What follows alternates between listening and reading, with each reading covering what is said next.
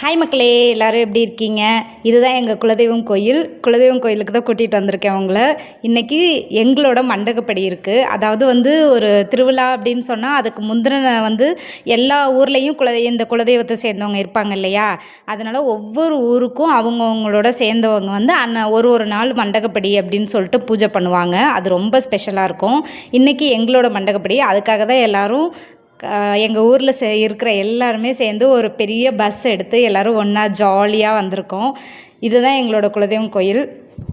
எல்லாரும் தனித்தனியாக அவங்க வேலை, ப்ரெஷர், ஸ்ட்ரெஸ்ஸுன்னு வாழ்ந்துட்டுருக்கிற ஒரு ஷெட்யூலில் இந்த மாதிரி குலதெய்வம் கோயில் அப்படி இப்படின்னு சொல்லி ஏதாவது ஒரு ரீசன் சொல்லி சொந்த பந்தங்களோட ஒன்றா வர்ற அந்த மொமெண்ட் ரொம்ப பெருசாக இருக்குங்க. ரொம்ப நல்லா இருக்குது பாருங்கள். இதுதான் சுற்றிலுமே பயங்கர நேச்சுரலாக இருக்கும். குலதெய்வம் கோயிலில் நடுவில் கோவில் இருக்கும். இது எல்லாமே கோவில் இடம்தான். நல்ல விவசாயம் பண்ணுறாங்க. அதில் வர வருமானத்தை வச்சு கோவிலை டெவலப் பண்ணுவாங்க.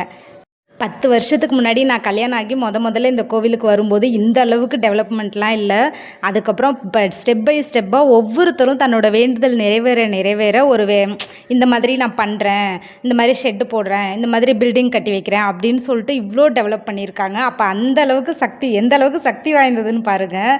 அவ்வளோ தூரம் வேண்டுதல் நிறைவேறினதுனால இவ்வளோ டெவலப்மெண்ட் ஆகிருக்கு. ஒவ்வொருத்தரும் தன்னோட வேண்டுதல் நிறைவேறினதுக்கப்புறம் சில பேர்லாம் சமைக்கிறதுக்கெலாம் பாத்திரம் எடுத்து வைக்கிறது, சில பேர் அரிசி மூட்டைகளை கொண்டாந்து இறக்குறது, சில பேர் பிளேட்ஸ் வாங்கி வைக்கிறது, சில பேர் ஷெட்ஸ் இந்த மாதிரிலாம் போட்டு வைக்கிறதுன்னு சொல்லிட்டு பில்டிங்லாம் பக்கத்தில் கட்டி வச்சுருக்காங்க. அந்தளவுக்கு வேண்டுதல் நிறைவேறிருக்கு அப்படின்னு சொல்லி நம்புகிறாங்கங்க. ரொம்பவே சூப்பராக இருக்கும் கோவிலில் இந்த பாருங்க இறங்கினோடனே ஒரு மாதிரி ஒரு டிவைன் வைப்பாக இருக்குது. நம்ம தான் கோலம் போடணும் நம்மளோட மண்டகப்படி அப்படிங்கிறதுனால நம்ம ஈவினிங் ஒரு 2:30 3 o'clock ஊர்லேருந்து கிளம்புனோம். ஒரு 6 ஆகிடுச்சு. ஒரு 3 hours கிட்ட ஆகும் ட்ராவல் டைமு. கோலம் போட்டு எல்லாம் ரெடி பண்ணி அந்த மாதிரி ரெடி பண்ணி கொடுக்கணும். எங்கள் குலதெய்வம் பேர் வினை தீர்த்த ஐயனார். சரி, ஓகே, ஐயனார் ஒரு கும்பிட போட்டுட்டு ஆரம்பிப்போம் அப்படின்னு சொல்லிட்டு ஆரம்பித்தது. இங்கே பாருங்கள், தேருக்கு சாமியை ரெடி பண்ணிகிட்ருக்காங்க. தேரில் வச்சு கொண்டு போகிறதுக்கு எல்லோரும் பெரிய அப்படியே கெத்தாக உட்காந்துருக்காங்க. பெரியவங்கெல்லாம் மற்றவங்கெல்லாம் இருக்கிற சின்ன சின்ன வேலைகளை பார்க்குறாங்க. இங்கே பாருங்கள் எவ்வளோ அழகாக அலங்காரம் போயிட்டுருக்கு. இப்போ தான் ஸ்டார்ட் பண்ணியிருக்காங்க. இது நம்ம போட்ட கோலம் தான். அப்படியே கோலம் போட்டு பாருங்கள். நம்ம வினை தீர்த்த ஐயனார் எவ்வளோ கெத்தாக அப்படியே அழகாக உட்காந்துருக்காரு பார்த்தீங்களா? மேலே கோபுரமெல்லாம் இல்லைங்க. ஏதோ சாமி பார்க்கும்போது அந்த மாதிரி கோபுரமெல்லாம் வைக்கக்கூடாது, எனக்கு ஓப்பனாக தான் இருக்கணும் அப்படின்னு சொல்லி சாமி கேட்டுக்கிட்டதுனால இந்த மாதிரி வச்சுட்டாங்க. ஓப்பனாக மழையும் காற்றும் புயலும் என்னை படணும் அப்படின்னு சொல்லி சாமி கேட்டார் அப்படின்னு சொல்லுவாங்க. அதெல்லாம் கேட்கும்போதே ரொம்ப வைபாகும். இது ஐம்பொன் சிலைங்க. இது எப்போதுமே மூடி தான் இருக்கும், க்ளோஸ் பண்ணி தான் இருக்கும். இன்றைக்கி பூஜை ஓப்பன் பண்ணியிருக்காங்க. பார்க்குறதுக்கு ரொம்ப நல்லாயிருக்கும். இறங்கின உடனே குழந்தைங்கள்லாம் அந்த சைடு போயிட்டு விளையாட ஆரம்பிச்சிட்டாங்க. பெரியவங்கள்லாம் சரி ஒவ்வொரு சாமியாக அப்படியே கும்பிட்டுட்டு வரலாம் அப்படின்னு சொல்லிட்டு கும்பிட ஆரம்பிச்சிட்டாங்க. கோலம் போட தெரிஞ்சவங்கலாம் கோலம் போட ஆரம்பிச்சிட்டாங்க. அந்த வயசு பொண்ணுங்க அந்த மாதிரிலாம் இருக்கிறவங்கலாம் கோலம் போடுறது, அந்த சாமிக்கு ரெடி பண்ணுறதெல்லாம் பண்ண ஆரம்பிச்சிட்டாங்க. இந்த குதிரை தான் வினை தீர்த்த ஐயனாரோட வாகனம். பார்த்துக்கோங்க, அப்படியே கெத்தாக போயிட்டு வேட்டைக்கு போவாருன்னு நினைக்கிறேன். அதுக்கப்புறம் பாருங்கள், அங்கே தெரியுது பாருங்கள் ஒரு கோவில் மாதிரி. அதுவும் இந்த குலதெய்வத்தோடு சேர்ந்தது தான். அந்த இடத்துல தான் நான் இருப்பேன் அப்படின்னு சொல்லி அந்த சாமி சொன்னதுனால அந்த இடத்துலே கோவில் மாதிரி ரெடி பண்ணி போட்டு வச்சுருக்காங்க. கொஞ்சம் தூரம் நடந்து போகிற மாதிரி இருக்கும்.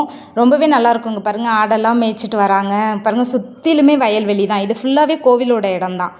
இப்போ இருக்கிற காலகட்டத்தில் நம்ம வெறுங்காலில் நடக்கிறதே இல்லை. வயல்வெளிகள்லாம் நடந்து ரொம்ப காலமாயிடுச்சு. அப்படிங்கிறதுனால ஒவ்வொரு ஸ்டெப்புமே பார்த்து எடுத்து வைக்கிற மாதிரி இருந்தது.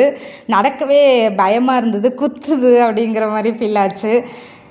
சரி, ஓகே, நம்ம எல்லாத்தையுமே பழகி தானே ஆகணும். நம்ம எப்போதுமே செப்பல் போட்டுக்கிட்டே சுற்ற முடியாதுல்ல. கோவில் சன்னதின்னு வந்துட்டால் செருப்பு இல்லாமல் அவருக்கு மரியாதை கொடுத்து தானே ஆகணும். இங்கே பாருங்கள், அந்த கோவிலுக்குள்ளே வந்தாச்சு. இங்கே இருக்கிற ஸ்டாச்சூஸ் எல்லாம் விவசாயம் பண்ணும்போது மண்ணுக்குள்ளே புதைஞ்சிருந்த ஸ்டாச்சூஸை எடுத்து வச்சுருக்காங்க அப்படின்னு சொல்லுவாங்க. ஸோ அதனால் இந்த இடத்துலேருந்து எடுத்ததுனால நான் இங்கே தான் இருப்பேன் அப்படின்னு சொல்லி இவங்கெல்லாம் சொன்னதுனால இவங்களெல்லாம் இங்கேயே வச்சு பூஜை பண்ணுறாங்க. ரொம்ப நல்லாயிருக்கும். ஒவ்வொரு ஸ்டாச்சூஸுமே ஒரு மாதிரி ஒரே கல்லில் தான் செதுக்கியிருப்பாங்க. பார்க்குறதுக்கே ரொம்ப நல்லாயிருக்கும். குலதெய்வம் கோவில்னு வந்துட்டாவே ஒரு பாசிட்டிவ் வைப் தாங்க. ஏதோ இனிமேல் எந்த கவலையுமே நமக்கு இல்லை, எந்த கஷ்டமுமே நமக்கானதில்லை, நமக்கு எல்லாமே நடக்க போகுது, கைகூடி வரப்போகுது அப்படிங்கிற மாதிரி ஒரு ஃபீல் வந்துடும். மனசில் இருக்கிற எல்லாத்தையும் சாமிக்கிட்ட கொட்டி தீர்த்துட்டு வந்துடுவோம். இது பாருங்கள் நாக தேவதை இவங்களுக்கு வந்து தனியாக அந்த சைடு வந்து தனியாக வச்சுருக்காங்க. பக்கத்துலேயே புத்தெல்லாம் இருக்குது பாருங்கள். அந்த ஒரு பாத்திரம் வச்சுருப்பாங்க. மக்கள் எல்லாருமே ஒரு எக்கும் அந்த பாத்திரத்தில் வந்து பால் ஊற்றி வச்சுட்டு வருவாங்க. ஸோ வந்து பாம்பு வந்து அதை வந்து குடிக்கும் அப்படின்னு சொல்லிட்டு எல்லாருமே நம்புகிறாங்க. பட் என்னன்னு தெரியல, அது நான் பார்த்ததெல்லாம் இல்லை. பட் எனிவேஸ் நம்பிக்கை தானே வாழ்க்கை. இந்த பாருங்கள் தேரெல்லாம் ரெடி ஆகிடுச்சு. பசங்கள்லாம் அங்கேருந்து தேரை தள்ளிட்டு வந்து இந்த இடத்துல நிப்பாட்டி வச்சுருக்காங்க. இங்கேருந்து தான் தேர் வலம் வர ஆரம்பிக்கும். ஸோ வந்து இந்த இடத்தோட ஸ்டாப் பண்ணிட்டாங்க. குழந்தைங்களாம் பயங்கர என்ஜாய்மெண்ட்டாக இருக்காங்க. இந்த பாருங்களேன், இந்த சன்னோட இது வந்து எவ்வளோ அழகாக இருக்குல்ல பார்க்குறதுக்கு. சூரியன் மறைய போகிற நேரம் அப்படிங்கிறப்ப அந்த பயங்கர வைபாக இருக்குது. ஃபுல்லாக சுற்றிலும் வயல்வெளி அப்படிங்கிறது பார்க்கவே ரொம்ப அற்புதமாக இருக்குதுங்க. இந்த பார்த்தீங்களா, இந்த பில்டிங் எல்லாமே வந்து வேண்டிக்கிட்டு வேண்டுதல் நிறைவேறினதுனால வந்து கட்டி வச்ச பில்டிங்ஸ் தான். இந்த காம்பவுண்ட்ஸ் எல்லாமே வந்து கொஞ்சம் கொஞ்சமாக டெவலப் ஆனது. இந்த 10 இயர்ஸில் பயங்கர டெவலப்மெண்ட் ஆகிருக்கு. எல்லோரும் சேர்ந்து பால் குடம்லாம் எடுத்துகிட்டு வந்தாச்சு. இப்போ வந்து சாமிக்கு வந்து அபிஷேகம் பண்ண போகிறோம். ஒவ்வொரு அபிஷேகமும் மஞ்சள் அபிஷேகம், சந்தன அபிஷேகம், பால் அபிஷேகம், அப்புறம் வாட்டரில் அப்படின்னு சொல்லிட்டு ஒவ்வொரு அபிஷேகமாக சாமிக்கு பண்ணும்போது அதை பார்க்குறதுக்கே ரொம்ப ஒரு பாசிட்டிவாக இருக்கும். அந்த மேலே ஒரு சல்லடை மாதிரி வச்சுருக்காங்கல்ல, அந்த சல்லடையில் வந்துட்டு நம்மளோட ஜுவல்ஸ்லாம் வாங்கி அதில் போட்டுருவாங்க. அது போட்டால் நம்மக்கிட்டலாம் செல்வம் பெருகும் அப்படின்னு சொல்லிட்டு நம்புகிறாங்க. அதில் மேலே சல்லடையில் வந்து நம்மளோட யார் கொடுக்கறதுக்கு விருப்பம் இருக்கோ அவங்களோட ஜுவல்ஸ், சின்னதாக ஒரு மோதிரம், சின்ன செயின் அப்படின்னு எதையாவது கொடுத்தோன்னா அதில் போட்டு சாமிக்கு வந்து அபிஷேகம் பண்ணி அதுக்கப்புறம் நமக்கு வந்து கொடுப்பாங்க. அதை வந்து மடிப்பிச்சை வாங்குற மாதிரி முந்தானையில் இல்லை ஷாலில் அந்த மாதிரி வாங்கணும். அதெல்லாம் ஒரு மாதிரி ஒரு பாசிட்டிவ் வைப்பாக இருக்கும். இது வந்து ஒரு போலியான நம்பிக்கை இல்லை எது முட்டாள்தனம் அப்படின்னு எல்லாருமே யார் என்னென்ன சொன்னாலும் ஒரு மாதிரி நல்லா இருக்குல்ல. ஏன் வந்து அதை முட்டாள்தனம்னு சொல்லி நம்ம கடந்து போகணும்? நல்லா இருக்கே, அந்த ஃபீல் நல்லா இருக்கு, நம்ம அனுபவிப்போமே அப்படின்ற மாதிரி தான் தோணுது. பாருங்கள், பால் அபிஷேகம் ஊற்றும் போதே அது எப்படி இருக்குது பார்த்தீங்களா பார்க்குறதுக்கே. என்னதான் கடவுள் மேலே நம்பிக்கை இல்லை, கடவுள்னு ஒருத்தர் இல்லை அப்படின்னு நம்ம சொன்னாலுமே இந்த மாதிரிலாம் நம்ம பார்க்கும்போது நம்மளையே மறந்து அந்த வைப்புக்குள்ளே போக தாங்க செய்கிறோம். அது வந்து மறுக்க முடியாத ஒரு விஷயந்தான்.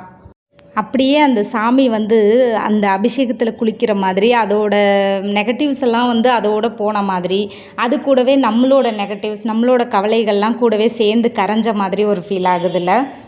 இது ரொம்பவே நல்ல எக்ஸ்பீரியன்ஸாக இருந்தது. ரொம்ப ஹாப்பியான மொமெண்ட்ஸும் கூட. என்ன கேட்டால் நம்ம எவ்வளோ பிஸி ஷெட்யூலில் இருந்தாலும் இந்த மாதிரி சில விஷயங்களை வந்து நம்ம தவிர்க்கவே கூடாதுன்னு தான் நான் நினைக்கிறேன். இதுதான் வந்து நம்மளோட ரூட்ஸை வந்து நம்ம தேடி பிடிக்கிறதுக்கான ஒரு வழின்னு தாங்க சொல்லணும்.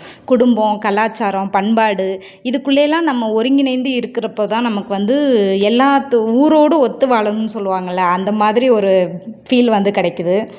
இந்த மாதிரியெல்லாம் நம்ம அனுபவிக்கும் போது நமக்கு மனசுக்கு ஒரு ரெஃப்ரெஷ்மெண்ட் கிடைக்கிது. ஸோ வந்து இந்த மாதிரிலாம் கோவில் திருவிழா அப்படின்லாம் சான்சஸ்லாம் இருந்தது அப்படின்னா, போகிறதுக்கு வாய்ப்புகள் இருந்ததுன்னா கண்டிப்பாக மிஸ் பண்ணாமல் போய் என்ஜாய் பண்ணுங்கள், சாமி கும்பிடுங்க, மனசில் உள்ள கவலையெல்லாம் கொட்டி தீருங்க.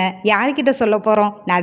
நடக்கலை, இந்த யூனிவர்ஸ் கிட்ட சொல்கிற மாதிரி கடவுள்கிட்டையும் சொல்லி தீர்த்துடலாம். இங்கே பாருங்கள், தேருக்கு அலங்காரம்லாம் முடிஞ்சிருச்சு. எவ்வளோ அழகாக ரெடி பண்ணியிருக்காங்க பார்த்தீங்களா. ஐயனாரை பாருங்கள் எவ்வளோ கெத்தாக உட்காந்துருக்காருன்ட்டு. எல்லோரும் வந்து உட்காந்துருக்காங்க. இனிமேல் வந்து இந்த மாவிளக்கு போடுறதுன்னு சொல்லி அதெல்லாம் ரெடி பண்ணுவாங்க. ஸோ அது வரைக்கும் கொஞ்சம் நேரம் வெயிட்டிங்கில் இருக்காங்க. இங்கே வந்து அபிஷேகம் முடிஞ்சு சாமிக்கு வந்து அலங்காரம் நடந்துகிட்ருக்கு. அலங்காரம் இந்த சைடு நடந்துகிட்ருக்கோம். நம்ம சைட் பை சைடு மாவிளக்கு போடுறதுக்கு வந்து ரெடி ஆகிட்ருப்பாங்க மக்கள். மாவிளக்கு அப்படின்னா வந்து நம்ம சைடு வந்து விவசாயம் தான் அப்போல்லாம் முதன்மை தொழிலாக இருந்ததுனால எல்லாருமே அது என்ன விளையுதோ, அரிசி விளையுதா, அரிசியை அரைச்சி வெல்லத்தோடு சேர்த்து அதை ஒரு மாவிளக்கு அப்படின்னு சொல்லி போடுவாங்க. கடலை விளையுதா, கடலையை அரைச்சி கல்லரிசி மாவிளக்குன்னு போடுவாங்க. எள்ளு விளைஞ்சவங்க எள்ளு மாவிளக்கு போடுவாங்க. இந்த மாதிரி நிறைய விதமாக போடும்போது முந்திரி மாவிளக்கு கூட போடுவாங்க. ரொம்ப நல்லாயிருக்கும் முந்திரி மாவிளக்குலாம். முந்திரி காடு வச்சுருக்கவங்களாம் அந்த மாதிரி போடுவாங்க. அதெல்லாம் வந்து ஒரு மாதிரி பக்தி மயமாக இருக்கும். அங்கே மேளம் அடிக்க இந்த பாருங்கள், இந்த குழந்தையோட டான்ஸை பயங்கர வைப் ஆகிட்டா. அப்படி சாமி வந்துருச்சுன்னு நினைக்கிறேன். நல்லா டான்ஸ் ஆடிட்டுருக்கா. அப்படி எல்லோரும் அப்படியே வரிசையாக உட்காந்துருக்காங்க. அந்த மாவிளக்குலேயே வந்து அவங்க அழகாக ஒரு சின்னதாக ஒரு குழி தோண்டி அதில் வந்து திரிய வச்சு அதில் விளக்கேற்றி வச்சு உட்காந்துருப்பாங்க. இங்கே பாருங்கள், சாமி அலங்காரம் முடிஞ்சிருச்சு. எவ்வளோ அழகாக அலங்காரம் பண்ணியிருக்காங்கல்ல. அவ்வளோதான், மாவிளக்கெல்லாம் முடிஞ்சு தேர் இழுக்கிறதுக்கு வந்து ஸ்டார்ட் பண்ணிட்டாங்க. இந்த தேர் வந்து கோவிலை சுற்றி 3 ரவுண்டு வந்து வலம் வரும். வலம் வந்ததுக்கப்புறம் சாமிக்கு பூஜையை போட்டு எல்லோரும் சாப்பிட்டு கிளம்பிடுவாங்க. அவ்வளோதான். ஒரு கும்மி அடிப்பாங்க. அதெல்லாம் பார்க்குறதுக்கு ரொம்பவே நல்லாயிருக்கும். ஒரு மாதிரி பயங்கர வைப்பாக இருக்கும். நம்ம அது கூட சேர்ந்து கும்மி அடிக்கும்போது நமக்கும் ஒரு மாதிரி ரெஃப்ரெஷ்மெண்ட்டாக இருக்கும். இவர் தான் இந்த கோவிலோட பூசாரி. இவர் முன்னாடி வந்து ஒரு பால் குடம் மாதிரி ஒரு குடத்த வச்சுட்டு வருவாங்க. எல்லாருமே இவரோட காலில் தண்ணி ஊற்றி இவரை வணங்குவாங்க சாமியாக நினச்சி.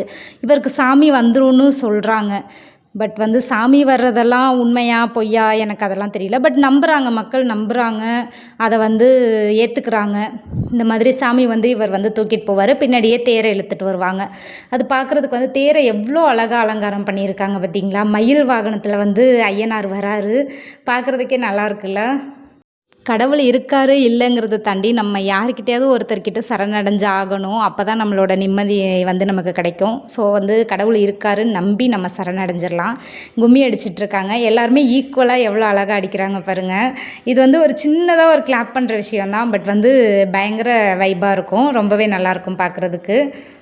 அவ்வளோதான், இன்றைய வழிபாடு வந்து நல்லபடியாகவே முடிஞ்சுது. இனிமேல் வந்து சாப்பிட்டு கிளம்ப வேண்டியதான். நல்லாவே சாப்பாடு போட்டாங்க. வெஜ் பிரியாணி, தயிர் சாதம், சுண்டல் அப்படின்ற மாதிரி எல்லாமே நல்லா இருந்தது. சாப்பிட்டுட்டு நிம்மதியாக வீட்டுக்கு கிளம்பியாச்சு. மறக்காமல் உங்கள் குலதெய்வம் நேம் என்னன்னு கமெண்ட்டில் சொல்லிட்டு போங்க. வீடியோஸ் பிடிச்சிருந்தா சப்ஸ்கிரைப் பண்ணி லைக் பண்ணி சப்ஸ்கிரைப் பண்ண மறந்துடாதீங்க. பாய் பாய்.